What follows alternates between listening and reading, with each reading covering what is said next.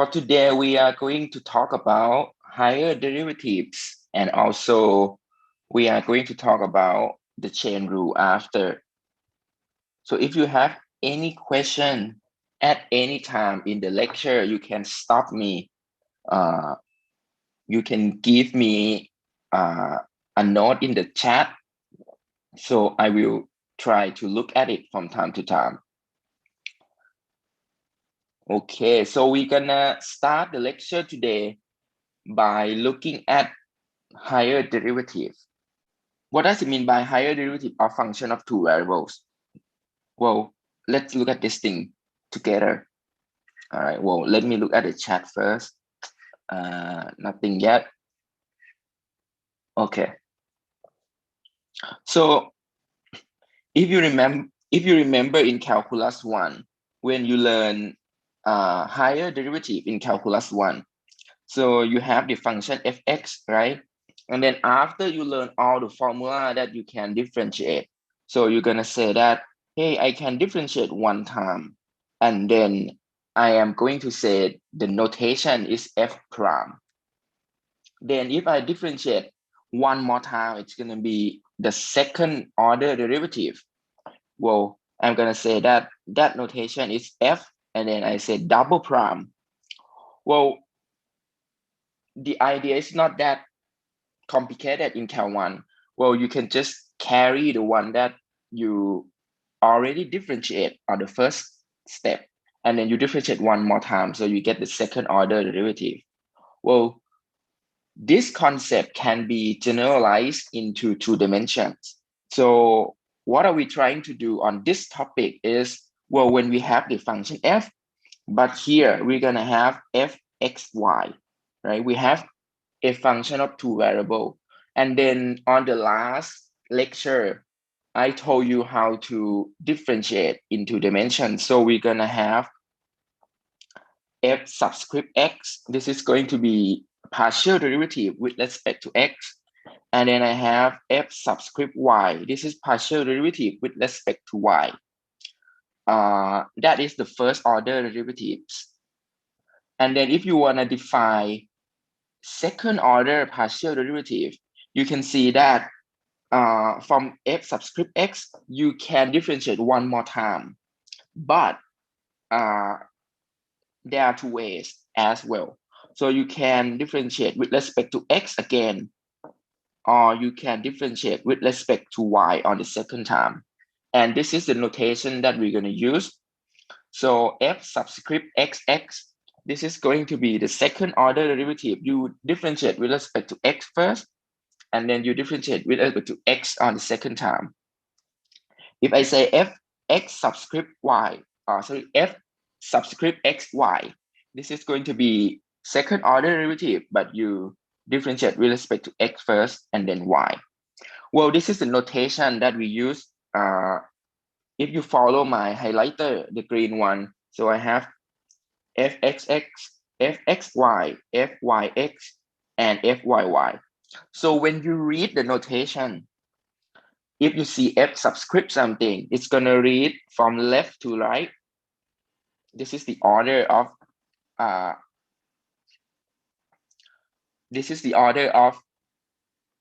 partial derivative that you need to do. If the notation is the notation, the one that I highlight in orange here, if it is this notation, you have to do the partial derivative. The order gonna be from the right, starting from the right, and then you go to the left. The order gonna be like that. For example, if you see my laser now, if I say I want to differentiate two times with this notation, so I'm gonna differentiate with respect to x first and then y. X first and then y. And then if this one, you're gonna differentiate y first and then x. Right? The notation is gonna be like that. If you see the one that I highlight in orange, so it's gonna go from right to left. But if you see the one that I highlight in green like that, it's gonna go to left to right. Well, first of all, in order to complete this topic, you need to understand the notation first, because in the question we are going to ask you in notation, and that is what you have to do. Does it make sense? So on the numerator one here, you can use f or you can use c. It doesn't matter, because the name of the function, you can use f or c. It works both way. Well, we're gonna look at the solution soon. So let me look at the chat first. Rohit has question, but okay, I already answered that one. Good. All right. Well, if you are ready now, so we are going to look at examples. All right, example 22. Well, I want you to compute the second order partial derivative. When we say second partial derivative, that means the second order partial derivative. So that means I ask you to differentiate 2 times. So if I ask you to do this, well, you have to give me the answer, 4 answers. It's gonna be f subscript xx, f subscript xy, f subscript yx, and f subscript yy. You have to do all of them. All right, so well, in order to do the second order derivative, so you have to do the first order first, right? So I'm gonna find f subscript x. Well, if I differentiate with respect to x, just recall the thing that you learned on Monday. So you have the function here. You want to differentiate with respect to x, that means you have to view y as your constant. So I'm not going to differentiate with respect to y. So that means this is the case that y is a constant. So I'm gonna say, hey, on the first term, I pull out y. So I do not need to differentiate y. And then I am going to differentiate e to the xy, which I get e to the xy, right? And then I have to use the chain rule. So that's mean chain rule in one dimension. So that's mean I have to differentiate the inner function one more time. So I am going to have y here. Well, I hope this is not going too fast for you. So again, if you feel like this is fast, so recall that I differentiate this term with respect to x. I pull out y. So I have that. And then I differentiate e to the xy, so I get e to the xy. But by the chain rule, I have to differentiate inner function one more time. That means I have y e to the xy times y again. Whoa. Well, technically, if you feel like you are not good at differentiation, you can go by this one. So you can show all steps. That would be good. But if you feel like, hey, this is too slow for you, you can just use the one that I wrote in red pen. This is acceptable. And then after that, I plus, so I differentiate the second one, x cubed times y squared. So this is going to be 3x squared times y squared. So I only need to differentiate x cubed because y is a constant, and then plus 10, minus 10, this is 0 because the constant anyway. So at the end here, you're going to get y squared e to the xy plus 3x squared plus y squared. Well, we're going to save it for later. All right, next we have fy. F subscript y, so we're going to do the same thing, but now we differentiate with respect to y. So the first term that I use eraser here, you cannot avoid product rule, right? Because you have y here, you have e to the xy here. So anyway, you have to use product rule. So it's going to be y, and then you differentiate e to the xy with respect to y, which is e to the xy times x, and then plus e to the xy times 1. Well, I got this term by using the product rule of this thing. So I'm going to get this term. And then after that, I differentiate the next term, which is going to be plus x cubed and then times 2y, right? Because that is, keep x as a constant and then differentiate just y. And then plus 0. And then you simplify a little bit. So this is going to be xy e to the xy plus e to the xy plus 2x cube times y. All right, that is how to find the first order derivative. Well, this is just the refreshing from Monday. This is what we learned on Monday, and everyone should be able to do it. All right, next we are going to compute fxx here. So I need to differentiate with respect to x one more time. And then that means, well, in notation, I have to differentiate with respect to x of this thing that I carry from the first step in the box over there. So I carry this one in the box here to that. And then I differentiate one more time with respect to x.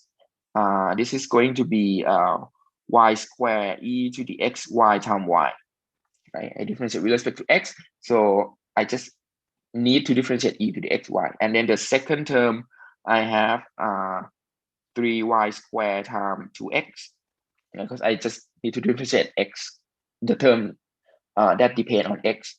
Well, at the end, I simplify this thing, so I get y cubed e to the xy plus 6xy squared. Good. That is my answer for fxx. And then, well, I'm gonna do the easy one first. Maybe let's do fxy.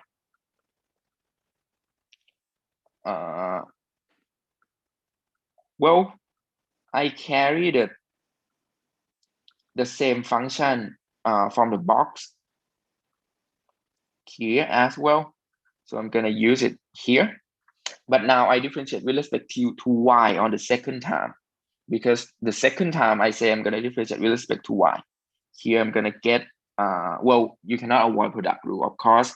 So you have to use y squared e to the xy times y, and then plus e to the xy, and then, sorry, y squared e to the xy, and then you get x here because you keep y squared, and then you differentiate e to the xy with respect to y, and then plus e to the xy, and then you times 2y.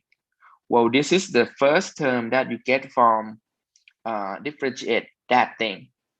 The one that I circle here, you get that. And then after that, the second term, so you have to differentiate that, you get 3x squared 2y. All right, and then after you simplify this thing, so you're gonna get y squared x e to the xy plus 2y e to the xy, and then plus 6x squared y. All right, that is the answer for fxy. All right, and then fyx. You can see this is not that hard. It's just long. Well, the same concept with calculus 1. Differentiation is not hard. It's just long and boring. It's just not that fancy as integration. So this one is simple, boring, and long. Well, let's do it. Just keep going. So here I just need to differentiate the second time with respect to x. So I'm gonna just copy this thing, and then I differentiate with respect to x. All right, that's the big one though. All right, I hope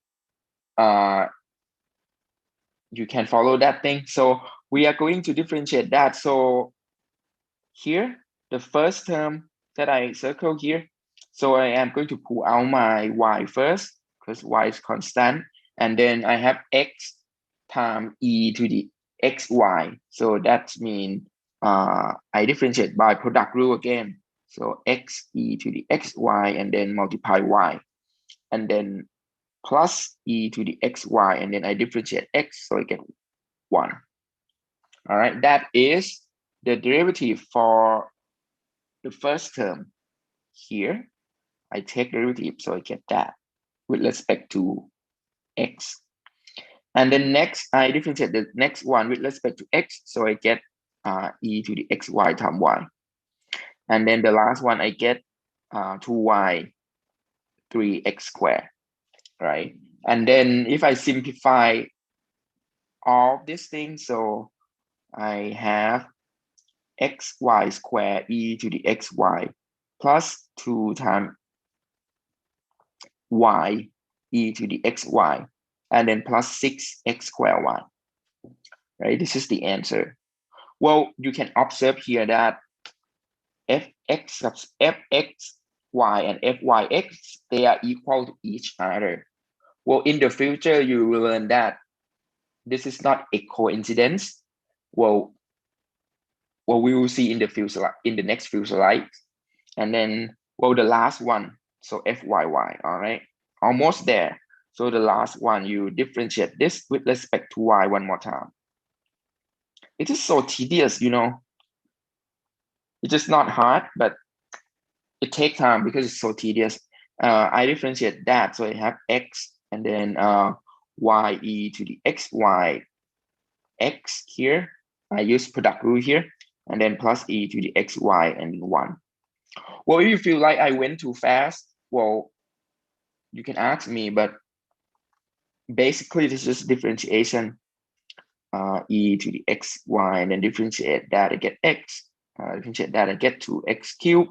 Well, you can try, you can try to do that at home, well, and then compare to me. Well, you see that you get the same answer, but you know, it just takes time for you to do the differentiation. All right, so I have the answer for all of this second order partial derivative. Does it make sense? All right, sounds good. Well, before doing more examples, so from this question, you can see that, well, when I do the differentiation, I get f subscript xy and f subscript yx, they are equal to each other. So you may have a question that, is it going to be like this all the time? Because if you know that f x subscript xy and f subscript yx, they are equal to each other all the time, we can reduce our workload, right? Because if we know that they are equal, so we can just compute just one time, and then you can just copy the answer to the other one. So mathematically, so you have theorem that you can use. So we have a French mathematician named Carroll. He proposed a theorem here in 1700 here. So the question, I mean, the theorem state that, well, if you have the function f that is defined on a disk that contain a point a b, if the function f subscript xy and f subscript yx are both continuous on D, then this is acceptable. So f subscript xy gonna be equal to f subscript yx, which is so good because with the condition that we have here, as this condition star here, at the end you can compute that f subscript xy equal to f subscript yx at any point a b, which means you can compute in any order. If you want to compute fxy, you can compute fyx instead. If it is easier, sometimes you can just do in any order you want. So this theorem will be valid if you check the condition of the theorem here. The condition is f need to be defined on the disk. Well, the disk mean just if you have the point a b and then you have the disk d that contain the point a b here. Well, actually the condition is just from the point a b you need to have a neighborhood, and then after that the theorem said that, well, we also need to know that f subscript xy and f subscript yx, they must be continuous. Well, for this class,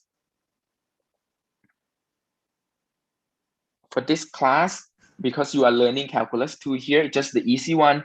So all function that we consider in this class, it will be acceptable to use Carroll theorem. Well, for this class, we will only use the function that match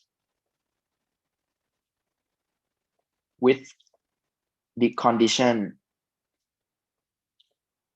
in the Carroll theorem. So the function that we use in this class, polynomials, sine function, cosine function, logarithm function, exponential function, they are good enough because all the function that I just told you, they are continuous up to the second order partial derivative. So that means you can use Carroll theorem. So that means for this class, well, fxy equal to fyx all the time, then you can use it. But keep in mind that in general, if you see the function that, function that is weird, function that is look scary, the one that looks so complicated, this is not the similar, the regular one that we learn, well, this theorem may be fail, and then you cannot switch the order of integration like that. Does it make sense? But when you compute for this class, it doesn't matter. You can use any order you want. But in general, it is not true. Okay? In general, it is not true. All right. That is the meaning of Carroll theorem. And then before I head to the next example, I will look at the chat first. We have a question from our student. He asked us that will the answer be different if I do the method that used from right to left? So I have to make it clear again that when I ask you to do the second order partial derivative, the question gonna specify you that you have to compute in which direction. For example 23 here. So the question gonna ask you, clearly that what you need to compute. For example, if I have the function, let's say I have fxy here equal to something, not this example. We have fxy here, and then I ask you to compute partial derivative of f, this notation. Well, you have to compute y first. The first order is going to be with respect to y. The next one going to be with respect to x. Well, if you don't know the function here, you cannot switch the order of integration, the order of differentiation. You have to do it by notation. Just this notation means you have to do it with respect to y first, and then go to x, differentiate with x after. Does it make sense? And then f here, x, y here, you have to do with respect to x first, and then y. Well, if you want to do more than two order, you can do f, x, x, x, y, x, y, x, y here. Well, that means you have to do 1, 2, 3, 4, 5, 6, 7, 8. The 8th order derivative, you differentiate 8 times. But when you do it, you just do the first order is x, and then x, and then x, and then y, and then x, and then y, and then x, and then y. You cannot switch the order of integration, order of differentiation, I'm sorry. I keep saying order of integration, but this is order of differentiation. Well, the same thing with if I have differentiate f to the 4th order, and then I do x, y, x, y here. So that means with this notation, you have to do differentiate with respect to y first, and then x, and then y, and then x. Well, I hope this is clear for you. That now, well, when you just need to follow the notation. Does it make sense? All right. Well, we're gonna show you more examples, so I hope you get the sense of partial derivative and the second order partial derivative now. All right, so this is going to be the last example for this handout. So let's do example 23. Well, we have fxy equal to x cubed times y squared minus x squared sine y, and then minus cosine y. So what I want you to compute the first term here, 23.1. Once you compute the second order partial derivative, so evaluate it at this point. So let's do it. You can see that to do the question 23.1, so you have to differentiate with respect to x first, and then after that you do y after. So that means I'm going to differentiate with respect to x first. All right, and that will give me that, which mean 3x squared times y squared, and then minus, well, this term, the next term, x squared times psi y. So I need to differentiate with respect to x. This is actually 2x times psi y, right? And then the last term cosine y is just only depend on y. So that means differentiate with respect to x, this is 0. And then after that, you differentiate with respect to y one more time, right? This is just the idea, just you differentiate whatever you get on the first derivative. So you're gonna just keep going. So the second time you differentiate with respect to y. And then this is going to be 3, well, I carry here, and then I differentiate with respect to y. So that means I get 3x squared as a constant. I differentiate with respect to y, so I get 2y. And then minus 2x, I differentiate sine y, get cosine y. All right, remember the formula from Cal 1 to differentiate sine, you get cosine, and something like that. Well, here I already have I already have the thing I want. So the second order partial derivative, this notation, this is going to be 6x squared y minus 2x cosine y. And once you compute this thing, so you can evaluate it. So you're gonna just plug in the number x, y equal to 1 and pi over 3. Well, this is going to be 6 times 1 squared times pi over 3, and then minus 2 times 1 times cosine pi over 3. If you compute that, so you're gonna get 2 pi minus cosine pi over 3 is 1/2.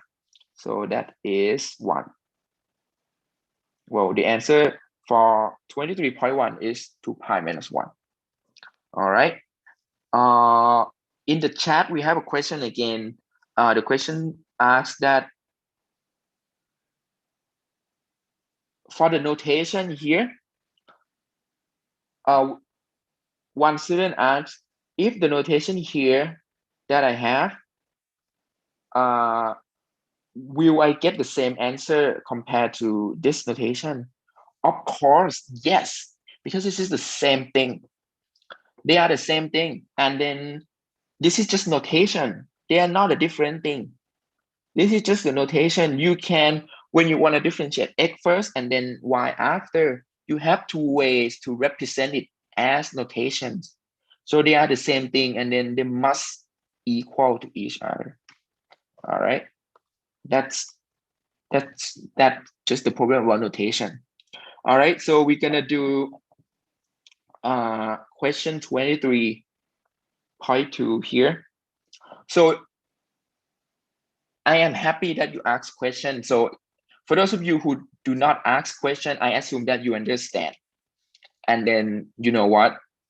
Well, if you don't ask anything, so that means you understand, and that means I can level up the difficulty and the exam for sure, because you show me that you understand. All right. The question 23.2 is f subscript xx at 1, comma pi over 4. For this one, you just need to differentiate with respect to x 2 times, right? So I'm going to carry the one that I have from question 23.1 here, because I already did differentiate to x. So I'm going to do that one more time. So fxx going to be, I just need to differentiate this thing with respect to x, right? I just copy this thing and I differentiate with respect to x. And then this is going to be, well, let's do it. 3y squared, I do not differentiate. So differentiate x squared, I get 2x. And then that, I differentiate with respect to x, so I get 2 sine y. All right. And then after that, I plug in the number 1 and pi over 4. All right, here going to be 3 times pi over 4 square, and then 2 times 1, and then minus 2 times sine pi over 4. Sine pi over 4 is square root 2 over 2. All right, here, this is, I get 6 pi square over 16, and then minus 2 times square root 2 over 2.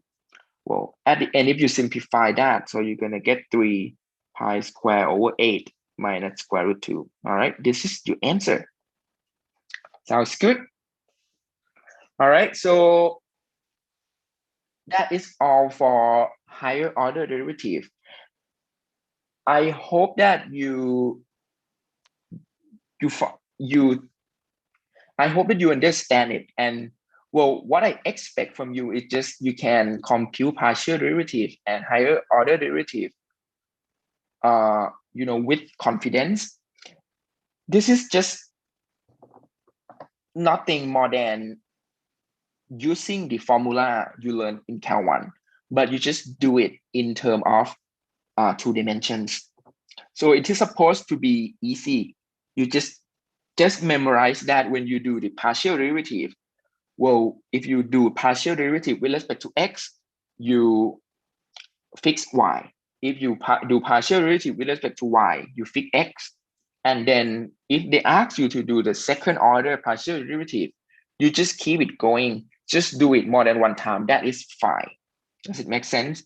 So if you want to do a practice problems, so you can do practice problem example 24, 25, 26, and 27.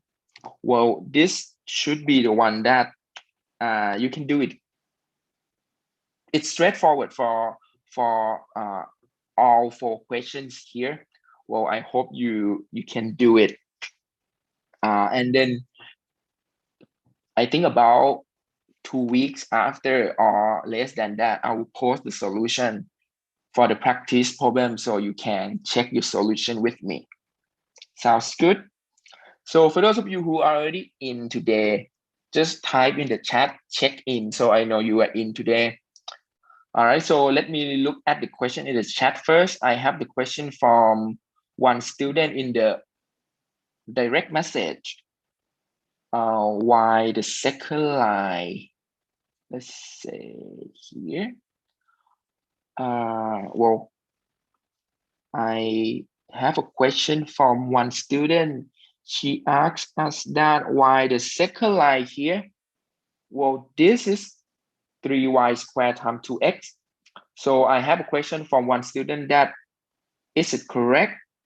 So when you differentiate this thing with respect to x, right? So 3 and y squared, this is constant. So you can pull it out. And then you have x squared left here. So you differentiate, you get 2x. Well, that is why I get this number, not the one you asked me in the chat that you differentiate that, right? And then what you get 3y squared and then 3x squared. That is odd because when you differentiate x squared, you need to have 2x. Well, I hope that answer your question. All right. For those of you who ask me, you can ask in public, because if you ask me in the direct message, or if you type something in the direct message, the chat will not go to my computer after class, because, well, if you chat in public, it's going to go to my computer automatically, and then I can save your attendance, even if it's not I don't have a score for attendance, but, well, I can, as I told you, I can look at your I can monitor you, and then, well, if you are a good student, well, when I cut the grade, you are very likely that I am going to help you. All right. Next is going to be the chain rule. So, well, everyone, you can go to Blackboard and download the chain rule handout, and then we're gonna start it in few minutes. So let me share the chain rule handout in the chat too. All right. Because I know some of you hate Blackboard, so you do not want to open Blackboard. That's fine. All right. So I'm gonna find my handout, and then I will send out here. I'm gonna show you a little bit on the practice problem because I got, well, I mean, thank you for some good student. You already did practice problem and you asked me if I post solution or not. So, well, I'm going to show you here that I just upload the clip this morning about the practice problem. So let me trying to find for you. Well, if you go to Blackboard or go to the chat in the live group, so you will see that I have, oh, 1 second. You will see that you, whoa, 1 second, this is my channel, it's just so messy because I teach so many classes. If you go to our playlist, which is this one, 2301108 calculus to BB Tech. Here, this is my playlist for your class. So I post everything here. This morning, I just post the clip practice problem limits and continuity. If you click and watch it, this is going to be the solution for all practice problems. So because we only meet 2 times per week, so I don't have time to cover all example for you. So I am going to give you a practice problem and it's going to be your task to do it, to complete it. And then after that, you check with my solution in the clip. Does it make sense?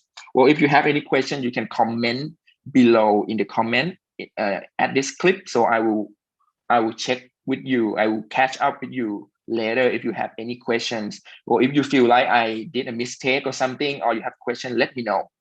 And also we have the recorded lecture here too as well.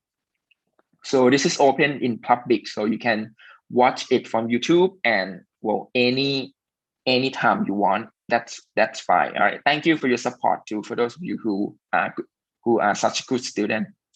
All right. Well, I'm gonna go back to my lecture then next. All right. I am going to, well, 1 second. I need to find my thing here. Start broadcast. 1 second.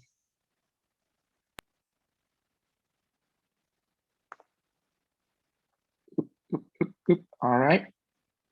Well, the next topic is going to be the chain rule. And this is a topic that we're going to talk about today. We are trying to extend the idea of the chain rule into 2 dimensions. Well, before we head to the chain rule, I have a question again from students in the private chat. Well, one student asked me, in my opinion, what is the most complicated topic in Calculus 2?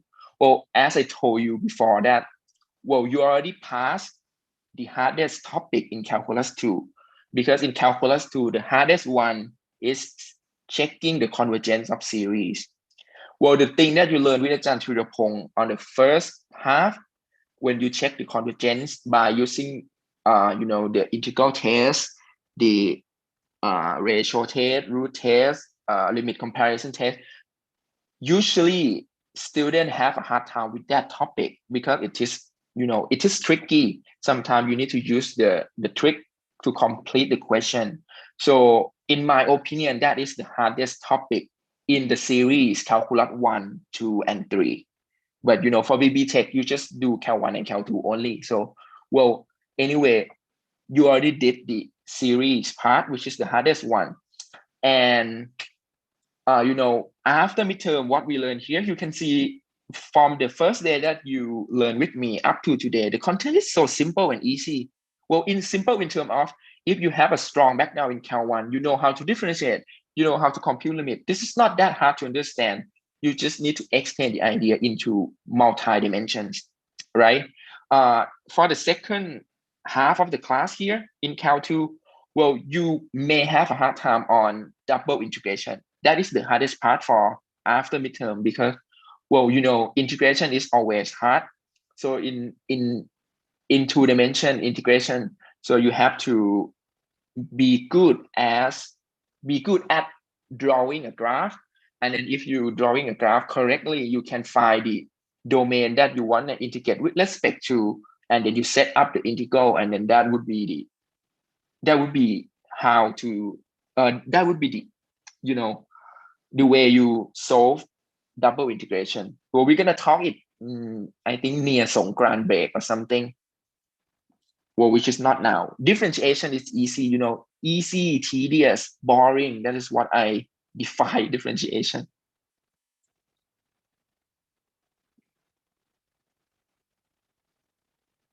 All right. So if you feel like you are so heartbroken from the first half before midterm, that's fine. Just get up. Well, it's already gone. So you just need to refresh yourself and then do it after midterm. You have a chance to start over again. And well, you never know. Maybe you're gonna get A even you did bad in the first half. The question said is Cal 2 harder and Cal 1? Yes, of course. Why not? All right. So, well, I keep chatting with you so much. So we are going to start the chain rule now, I think. So let me give you one example, and then I'll give you a break, okay? Because this is 2 hour class. So I love to give you a break. But what? Let me do just one example, and then we're gonna have a break. All right. So the idea of the chain rule here is, well, before doing example, so I'm gonna tell you that for this topic, I do follow the textbook. So all the example in this topic, I just copy from the textbook. So if you get lost, you can go to the textbook. I have the link in the Blackboard, so you can just download it and then you can read it again if you want. So again, when we learn the chain rule, we're gonna review the chain rule in one dimension first.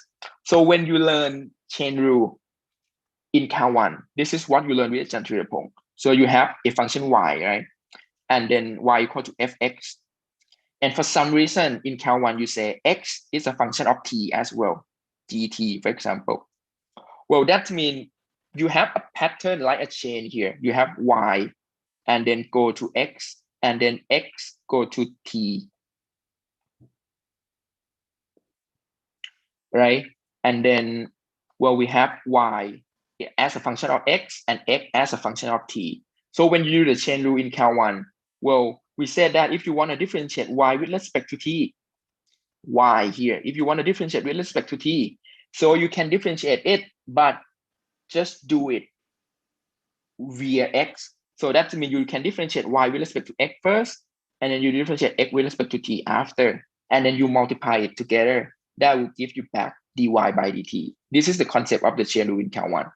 So if you want to differentiate dy by dt, that I highlight in light blue here, so you can differentiate dy by dx first, and then you differentiate dx by dt after, and then when you attach them together, so you get back what you want. So we're gonna keep this idea, and then we're gonna use it for 2 dimensions. Well, you can act like this is cancel out, but actually this is not the cancellation thing. So they are just the notation. But in your head, you can think that they cancel, but they do not cancel because you cannot separate the x from dy by dx. I mean, in terms of the correct notation, but we can just, cheat a little bit and just think that they cancel, because it's gonna make us to view this problem more, more naturally. All right, so next, we're gonna look at the chain rule in 2 dimensions. So case number 1, well, let's look at this case. Well, if you have the function c equal to fxy, differentiable function of x and y. So here you have c equal to fxy. Well, the function of 2 variables. And then after that, you know that x is a function of t. Y is a function of t. That means you have x is a function of t and y is a function of t. They are both differentiable. All right. If you draw the diagram, it's going to be like that. So look at it. You have C, right? This is a function of X and Y. And then you're going to have a function. X is a function of T. Y is a function of T. This is the diagram you have here. So the theorem here say that if you want to differentiate C with respect to T, if you want to differentiate C with respect to T, so you can see that C is on the top level here and T is on the bottom level here. Well, it is recommended for you to draw the diagram all the time because it's gonna show you a big picture and you can follow that. So I want to differentiate the C, which is on the top level here, with respect to T on the bottom level. What I have to do is, well, you will count how many lines that you can go from C to T. So if I want to differentiate C with respect to T, I can go via this line. That is the first way. The second way, I can go C via Y and then go to T here. So that's when you have two ways from C to T here. And well, it's going to represent in the formula that, well, the first thing is that you have to go from C to T here. That means you're going to differentiate F, which is differentiate C, the same notation, with respect to X first, and then differentiate X with respect to T after, and then you attach them. That is the first way. Well, this is going to be the line that I highlight in light blue here. And then after that in green here, so you're going to differentiate with respect to Y and then dy by dt. Sounds good? Simple like that, simple like that. Well, you can see that when you do the real problem, this is what you need to do. Draw the diagram first, and then after that, you trying to set up the formula from the diagram. All right, so, well, let's do example 1 here, and then we have a break. All right, so example 1 here, I have C equal to x squared y plus 3xy to the 4th power. This is a function of two variables. In your head, well, when I learned the chain rule for two variables for the first time, well, this is what I did, and it's effective.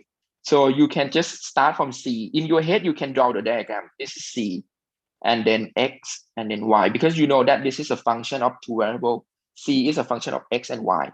And then after that, you read the question, and then you see this is x equal to sine 2t, and y equal to y cosine t. So that means x is a function of t, and y is a function of t. And then after that, the question asks you to find dc by dt. Okay, good. That means I need to start from C here, and then I'm going to go to T here, which I have two ways to do it. I mean, two parts to do it. So I can go by this one, or I can go by this one, right? So that means, well, if I want to derive the formula for dc by dt, so I can go C to X first. That means I differentiate C with respect to X, and then X to T, which is dx by dt. You can see the difference in notation here, because the notation that I use, that I circle here, this is going to be the curl of C over curl of X, right? Because this is partial derivative. Because C is a function of two variables. So when you differentiate with respect to X, you go this way, you have to differentiate like partial derivative. So this is a function of two variables. But for dx by dt, this is just a single variable function. So you can use just the regular dx by dt. Sounds good? The next one, you have C here, you go via Y and then by T here. So you can have C, differentiate C with respect to Y and differentiate Y with respect to T. And then you multiply together. And then now you can see that, hey, you set up the formula already. So now it's time to compute it. Well, you already know that C is equal to that, right? So that means you can compute C with respect to X, right? Differentiate C with respect to X, which is going to be, keep Y constant. So it's going to be 2X times Y, and then plus keep Y constant, 3Y to the 4th power, and then just differentiate X, you get 1. And that is why the book say differentiate this C by X, you get this, you see? So simple. You can do it for sure, right? Just trust in yourself, you can do it. This is not hard. And then the x by dt, you have x equal to sine 2t here. So you differentiate that, you get 2 times cosine 2t. Simple like that. And then on the second part of this formula, so I differentiate c with respect to y. So I get that x squared plus 12xy cubed, and then differentiate cosine t, I get negative sine t. Well, that is dc by dt. And also, this question asks you one more thing. So they want you to compute dc by dt at t equal to 0. Well, if they ask you to compute at t equal to 0, that means you can plug in t equal to 0. So the expression that you get here, this is going to be the one that you're going to plug in t equal to 0 into that. So you can see that if you plug in t equal to 0 here, you're going to get sine 0. You plug in cosine to t equal to 0, you're going to get here. Well, what about x and y here?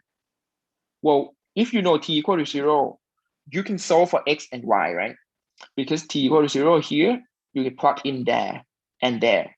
So you're going to get x and y. So the question say, well, the solution say if you plug in t equal to 0, well, you can solve for x and y from the equation in the formula. And then you get t equal to 0, x equal to 0, and y equal to 1. Now you can plug in t equal to 0, x equal to 0, and y equal to 1. And that will be your answer, 6 here. Sounds good? Well, you can see it's pretty simple, huh? It just, I cannot see how hard it is for this topic. Well, when we come back from the break, we're going to do more example. Now we're going to do example again and again and again. So we're going to come back and do more and more and more example for the remaining second hour for today. Sounds good? All right. So it's about the time now, 10:57. So I will give you a break. How many minutes do you want? Well, let's say 8 minutes. So we come back 11:05, about 11:05, and then we're gonna do more problem together up to 11:50 or 11:45, and then we are done for today. Sounds good? Well, come back 11:05, so I give you 8-minute break, I think. All right. Well, see you in the second hour. We'll be back.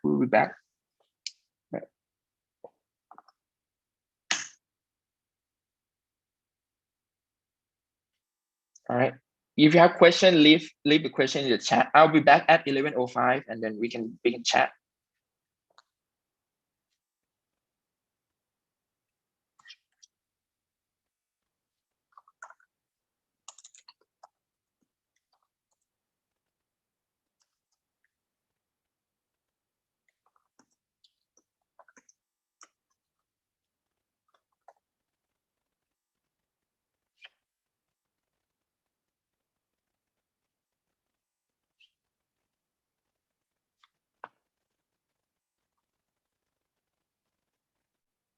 Well, I have a question from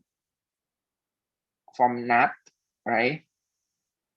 In the last example, why we substitute x equal to 0 and substitute y as 1. All right, so let's look at example 1 again, one more time. So here I have, well, when you compute derivatives already, so you get the thing that I circle here. This is the derivative of c with respect to t. But now you can see that in order to compute this thing when t equal to 0, so you need to know the value of t and the value of x and the value of y. Otherwise, you cannot compute it. So the reason why I say x equal to 0, because I plug in t equal to 0 back into the equation x equal to sine 2t. And I plug in t equal to 0 back into y equal to cosine t. That is why in the book they say we have x equal to sine 0 equal to 0 and y equal to cosine 0 equal to 1. Well, this is the first way to do. If you feel like, hey, Ajahn, if I have dc by dt equal to 2xy plus 3y to the fourth power, and then 2 cosine 2t, and then plus x squared plus 12xy cubed, and then negative sine t. If you feel like, hey, I know that t equal to 0 and I don't know x and y, well, if you want, you can plug in x equal to sine 2t here and y equal to cosine t here. This is the same thing. And then you plug 3 equal to y. This is cosine to the fourth power here, and then 2 times cosine 2t, and then plus x, which is sine square 2t, and then plus 12 sine 2t, and then cosine cube t, and then multiply negative sine t. You see that, well, if you want, you can replace x and y by x by sine 2t and y by cosine t. But we don't want to do that because, it's going to be, the term is getting bigger and it looks tedious and complicated. So that is why we say, hey, no, we are going to plug in t. And then after that, we plug in x, y at that level. So we can compute x and y then. So we do not need to simplify. Yeah. All right. So thank you for that question. Good. Another question from Rohit. Well, okay, this is on the direct message, but he asked if he need to submit practice problem. Well, again, I do not need to check the submission of practice problem because, practice problem is the one that I just gave you for fun, for you to just, have a set of problems to work on so you can sharp your skill, but no require for well, I read the chat and then I laugh, sorry. No need to submit practice problem. All right, so that is just your choice. If you do it, you sharp your skill, and I promise if you do practice problem, you will do good on the exam for sure, because it's similar to that. Well, the level is not going to be harder than the practice problem. Well, but if you skip the practice problem, well, it's your choice. Well, if you fail on the exam, I will not help you for sure because you do not practice. Well, just like that. All right. Next is, well, let me see. No more questions in the chat, I think. Well, again, if you have a poor internet connection, if you got kicked out, you just come back. That's fine to me. Well, you do not need to notify me if you just get kicked out from the chat and then you come back. Well, fine to me. All right. So we're gonna do more examples. Then, well, I think we have about 4 to 5 examples more. Well, which is yeah, a good one. All right, let's start from example 2. All right, this is going to be the word problems. Let's look at some applications or some word problems here. So the question say that, okay, the pressure P in kilopascals, volume V in liters, and temperature T in kelvins. Well, you can have an ideal gas equation, right? The one that you learned in chemistry, PV equal to nRT, right? But here you just plug in number already. So you have PV equal to 8.31 T. Well, the question say, find the rate at which the pressure is changing when the temperature is 300 Kelvin and increasing at the rate 0.1 Kelvin per second, and the volume is 100 lit and increasing at the rate 0.2 lit per second. Well, when you have the question here, you can see that actually what you have here is you have the pressure P. The pressure P. This is going to be your variable you want. The pressure P is going to be a function of V and T. Does it make sense? Because you have PV equal to 8.31 T. Well, this is the same thing with P equal to 8.31 T over V, right? And here, yeah, this is a function of two variables. it's just some constant multiply t over v. So actually p is a function of v and t. Well, this is the easy case that you will see in the real life, that hey, you have a function of two variables, right? And then after that, well, the question asks you, we want to find.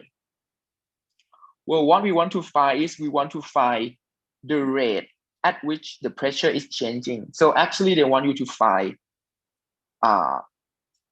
derivatives, right? They want you to find derivatives, but the derivative that they want to find is dp by dt, right? Because they want to do the rate at which the pressure is changing. Sounds good? It's dp by dt, right? And then, well, they want to find dp by dt. Actually, it's specified that when t equal to 300, and when dt by d small t, well, this is capital T and small t, this is 0.1 Kelvin per sec. Right, I'm gonna skip the unit first, and then v, and when v equal to 100 lit, and then dv by dt, this is equal to 0.2. All right. Well, we already know what they want here. So for sure, v is going to be a function of time too. T is going to be a function of time too. How do I know that v and t is a function of time? Because they say the temperature is 300 K and increasing at the rate K 0.1 Kelvin per second. So that means actually for v, you can compute the rate of change for the volume, which is going to be, which means v is a function of t as well. It's depend on time as well. And then t here, temperature, is going to be depends on t time as well. So actually, this is a problem of the chain rule. So you want to find dp by dt.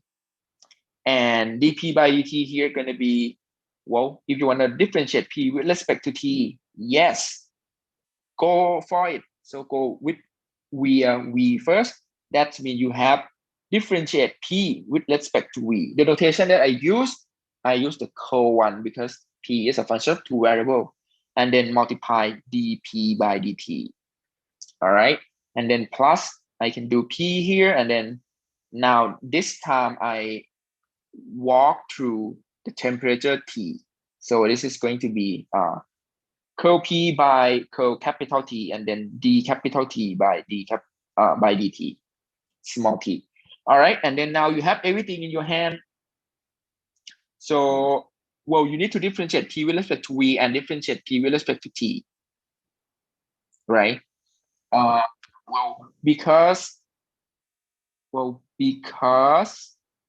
P equal to 8.13 over V. So we have curl P by curl V first.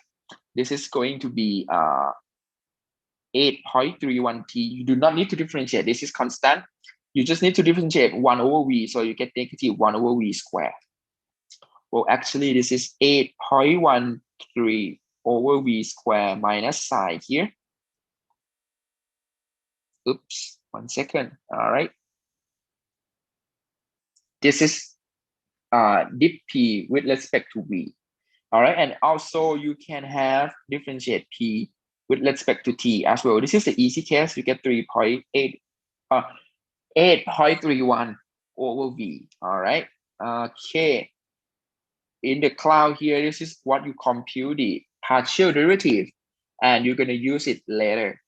Well, all right. So I am going to plug in now. So here I have negative 3.81, and then T over V, right? V square, and then dP by dt here. This is sorry, this is dV, right?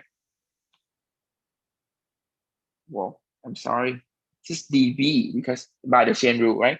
dP by dV and then dV by dt. All right, so dV by dt, you already know the value because they give you 0.2, and then that is 8.31 over V, and then dt, d capital T by d small t, this is actually 0.1. They already give it to you. And then after that, you just compute. Well, if you want to compute dp by dt, so now you can just plug in all the numbers. The capital T is 300. Capital V is 100. This is a big one, big number. All right, for sure you need calculator for this thing. Well, if you hit the calculator, that this number you're gonna get negative 0.042. All right. Well, that will be your answer. Well, in term of what problems, if you want to answer this question in normal language, you're going to say the pressure is decreasing at a rate 0.042 kilopascal per second. Well, that is what you have to conclude.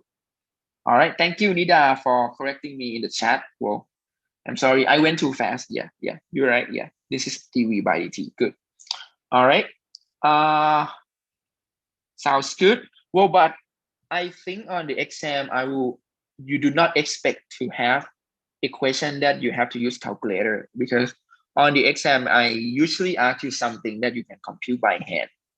So do not expect that you're gonna use calculator, because well, if I ask you a question like this, I'm gonna select the number that you can just compute it by hand, like 2 times 3 equal to 6 or something. Well, this number is too hard to compute by hand. For sure, we're gonna use calculator for this number. But yeah, I mean, don't worry about big number or messy number. Well, that's fine. That's fine. All right, sounds good.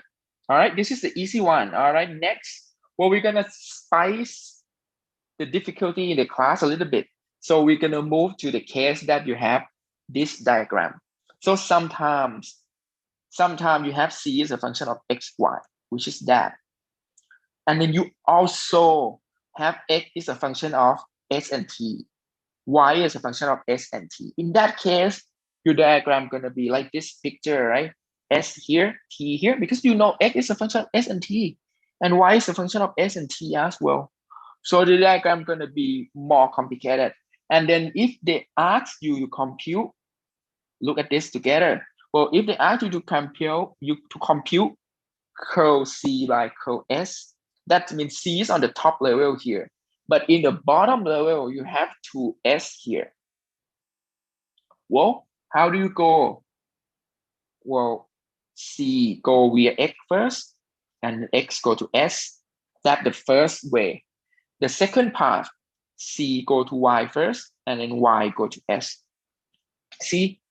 And that means you have to go C by X and X by S, and then C by Y and Y by S. Simple like that. Well, this is why I told you that when you do the chain rule, it is critical for you to draw a picture or draw a diagram, because the tree diagram here going to be your friend. If you can draw the tree diagram here, you can do the chain rule easily, because you're going to see the big picture, and then you can say, hey, I can do that. Well, fine.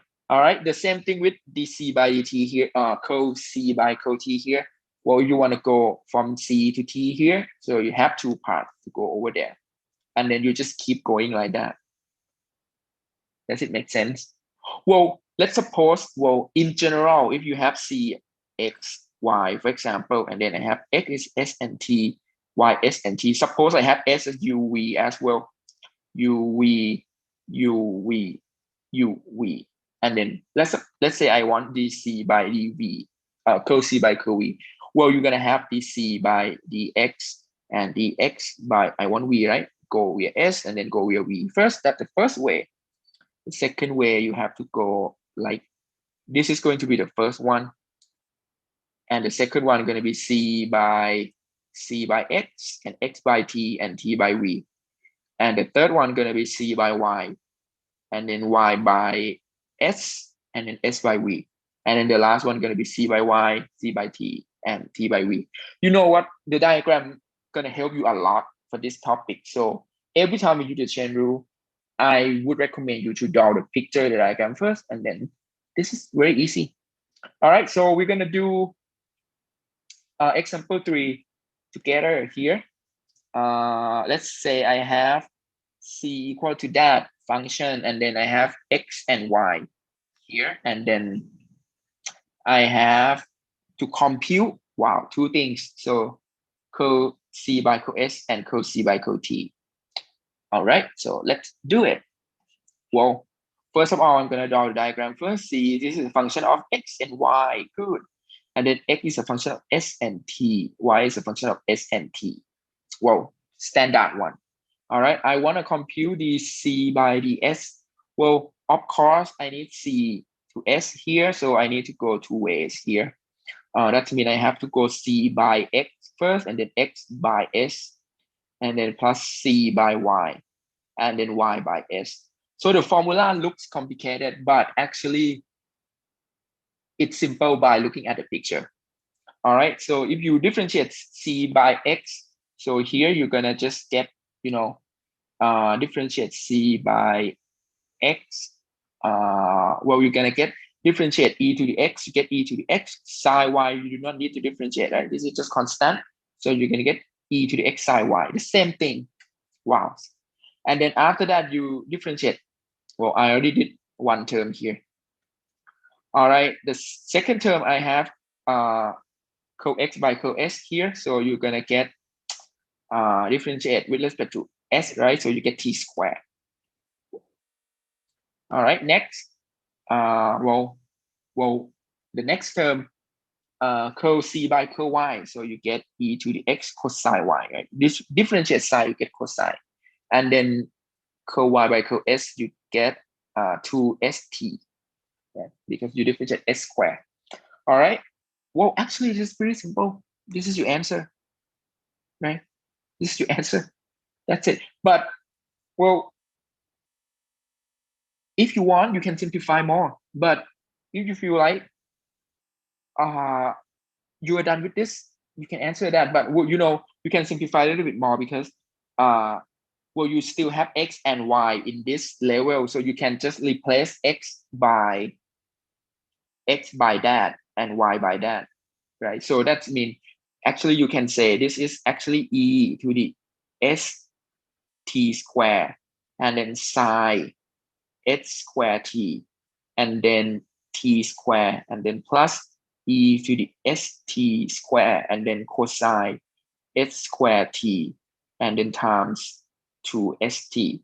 Well, this is what you can do. If you want, you can replace x and y as a function of s and t. Well, but on the exam, you can stop here. I do not require the simplification. If you feel like if you simplify and then you're going to get it wrong, stop there. If you stop there, you still get full credit. So I'm not that, I have a feeling that when you simplify a lot, you have more chance to get mistake. So I'm trying to reduce the chance to get mistake for you. So if you can stop here, that would be good. Stop here, that would be good. Okay. All right. So next we are going to do the co c by co t. All right. This is, well, for those of you who already get it, just, it's boring when you do the differentiation because the concept is just so easy. You just need to do the computation. That is why you can see that now that the second half of the calculus 2, this is so simple, easy.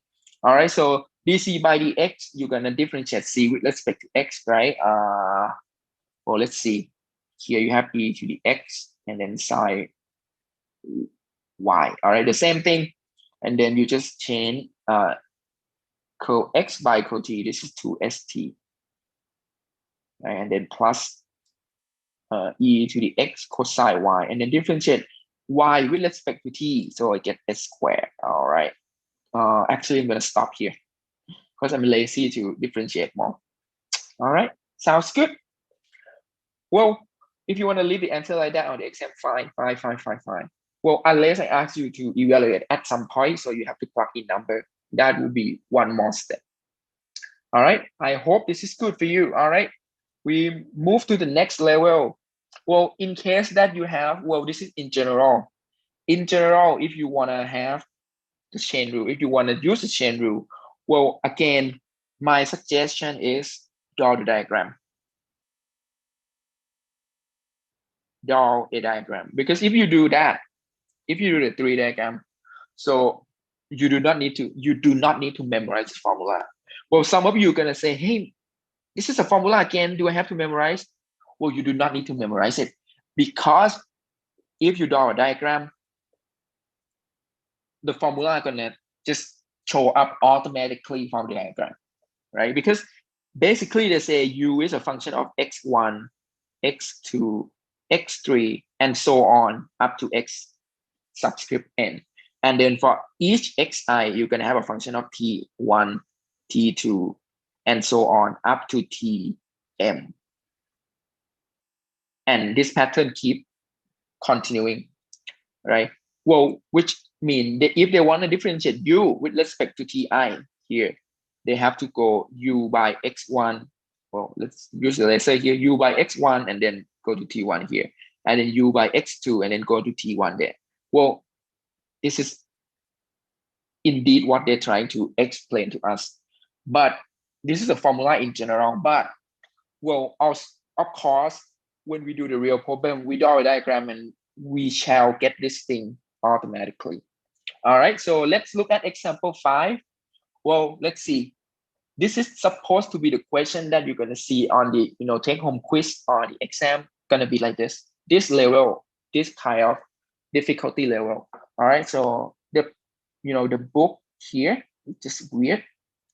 So I should say this is where you off curl u by curl s. This is just the error from printing. All right, which is going to be that one. All right. So I change this thing to that so you can read it easier. All right. So example 5, I have u equal to this function, and x equal to this function, y equal to this function, c equal to this function.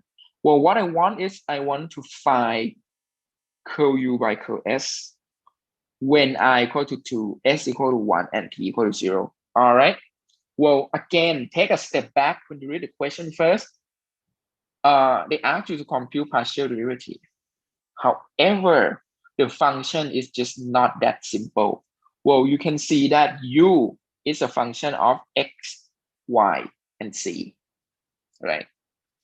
And x is a function of r and s and t. Wow, so many r, s, and t. All right, y is a function of r, s, and t again. And then c is a function of r, s, and t again. Wow, this is so many branches.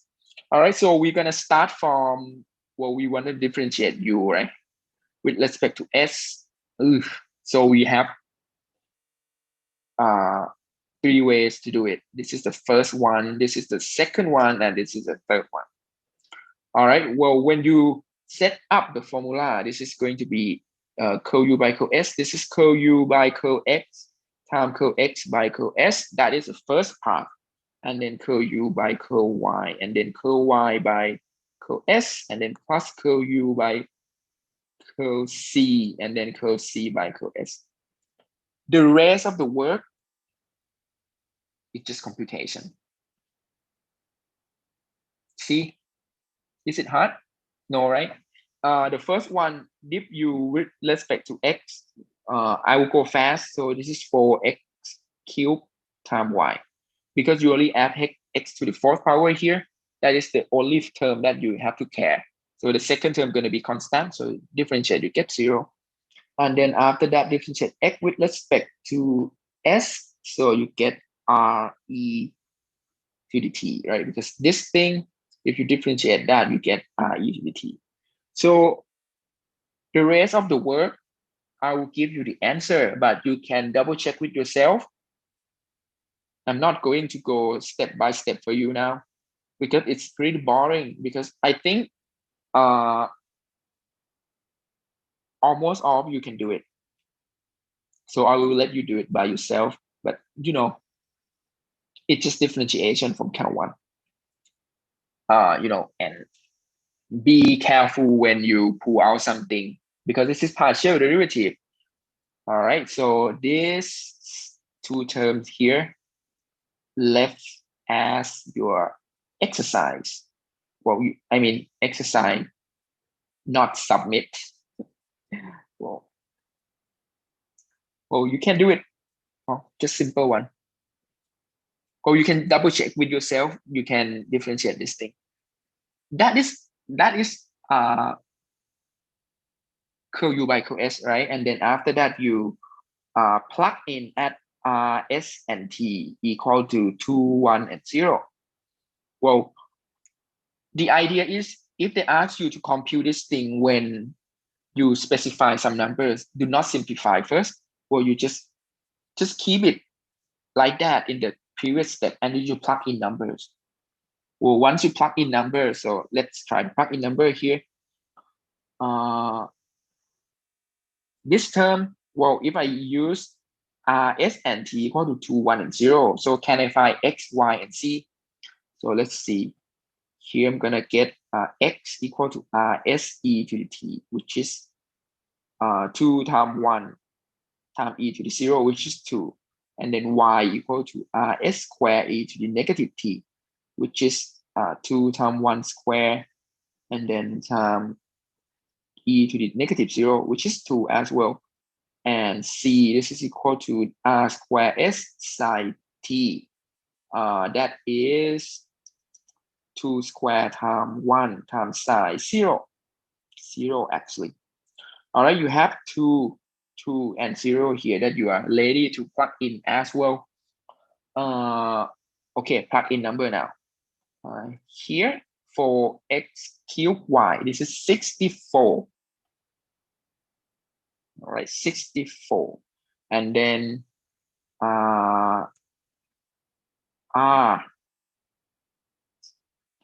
one second.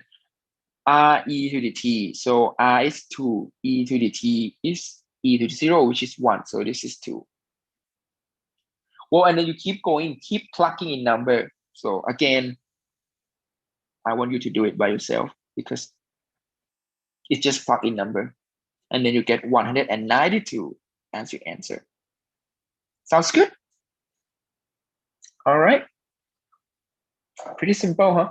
All right, so we have example 6 and 7, I think, and we can go. Yeah. Only 2 more. All right. So example 6. Okay, let's look at the proof here. So all the previous question, those are the questions that I asked you to compute it directly. Well, sometimes you're going to see the question that is more complicated, like this question. Well, you know what? The hardest question, the hardest thing for all and each of you, it's going to be the one that you have a hard time to understand the question.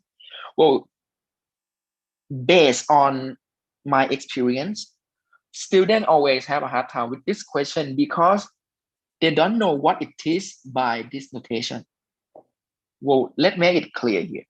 So what does it mean by this notation? Some of you are going to read the question and say, Ajahn, what is this thing? I don't know what it is, and then I cannot do this question. Well, this function, this means you have a function g. A function g is a function of s and t, but a function g is a function of f. How can I interpret that? Well, if you look at the picture, it's going to be, well, before looking at the picture, to make the world a lot easier, you can define something that can help you. You can define x to be s squared minus t squared. And then you can define y to be t squared minus s squared. If you define this thing, so you can see that then your GST, this is going to be fxy. Well, if you drop s and t, you're gonna have that your function g, this is the function of fxy. Well, that means you start from g, and then g you have a function of x and y. X and Y, this is a dummy variable that you just construct by yourself, because if you construct this thing, you can view the problem a lot easier. And then you can say X is a function of S and T because you already define it that way. Well, this is the hard step for this question. Well, usually students have a hard time with this question, this kind of question, because as I told you, they don't know what it is by saying GST equal to that. No. Well, once you simplify like this, I think it's a lot easier for you now, because the question asks you to say, hey, we also know that f is differentiable, okay? And then we want you to show that G satisfy the equation, this thing. All right, let's do it. If I want to compute, let's say co G by co S first. Well, this is G. I want to compute derivative with respect to S. Well, on the bottom level, I have S over there. All right, so that means I need to differentiate G with respect to X first, and then X with respect to S, and then plus G with respect to Y, and then Y with respect to X, to S. All right, simple chain rule. And then because I don't know the value, the function G, we don't have it because the question didn't say anything about the G function. So we don't have it, just keep it like that. And then differentiate X with respect to S here. So you're gonna get 2S, right? Because you have X equal to that. So X with respect to X, differentiate X with respect to X, so you get that. All right, and then plus differentiate G with respect to Y, and then differentiate Y with respect to S here. So here you're going to have that function Y, right? So you differentiate with respect to S, so you get negative 2S. All right. And then after that, well, we're going to this is what we have, co G by co S. We're going to do co G by co T too. And then that will be co G by co X, and then X by T, and then co G by co Y, and then co Y by T. All right, and then that will be, well, again, I will keep this thing, co G by co X and co G by co Y, because I don't know how to compute it, because we don't have explicit formula for G. All right, so we need to differentiate X with respect to T so that I get negative 2T. And right, and that I get 2T. All right. Well, the goal of this question, we want you to show that if you multiply T with co G by co S, and then you add S multiply co G with co T, you're gonna get 0. Well, let's do that. So if you multiply T with that, co G by co X times 2S plus co G by co Y negative 2S. Well, I didn't do anything other than plugging in. Well, I plug in co G by co S by this thing. And then after that, plus S times co G by co X negative 2T, and then plus co G by co Y 2T, right? And then after that, well, I didn't do anything other than I just plug in co G by co T here by that, right? And then after that, I simplify, so you're gonna get 2ST co G by co X, which is this term. And then I have this term on the right-hand side here, negative 2ST co G by co X. You see something gonna cancel out at the end. And then plus this term gonna be a negative 2S co G by co Y. Negative 2ST, sorry, co G by co Y. And then plus 2ST co G by co Y. Well, they cancel out perfectly, and then you get 0. Well, this is how to prove it. Show that the equation is good. Sounds good? Well, this type of question, this is not the easy one, but not that hard as well. So I expect for those of you who can do this one, gonna get B or B plus, for example. Well, if you can do this one, you can grade yourself that the grade that you expect to get is like B or B plus, because the C or C plus level student could have a hard time to do this question. But if you are B and B plus student, you can do example 6 easily, I think. Well, the one that we're gonna do next time, so I'm gonna stop here because we only have about 15 minutes left, I think. I don't want to be in hurry on example 7 because it is hard. So the one that you see on example 7, this is a question for A student because they require you to compute second order derivative and you have to use the chain rule. It's going to be 2 content in one question. So you have to do second order partial derivative, but the function that you have, you require the chain rule as well. So this is not easy question. So if you want to, reach for the A grade, question 7, you should be able to do it. But if you want to reach just B or B plus, maybe you just up to questions level up to level 6, that should be good, I think. Well, that's just my experience. I taught this kind of class before, and I think that is a pattern that I always get, right? Well, before we end the lecture today, any questions for all of you? Well, if you want to practice on chain rule, I have practice problem here at the end as as before. If you want to practice now, you can start example 28, 29, 30, and 31. You can skip 31 and 32 for now because we need example 7 first. So we're going to do example 7 on slide 10 next Monday first, and then you can do the remaining 2 here. But if you would want to go ahead and do practice problem, you can do example 28, 29, 30, and 31 first. Any question in general?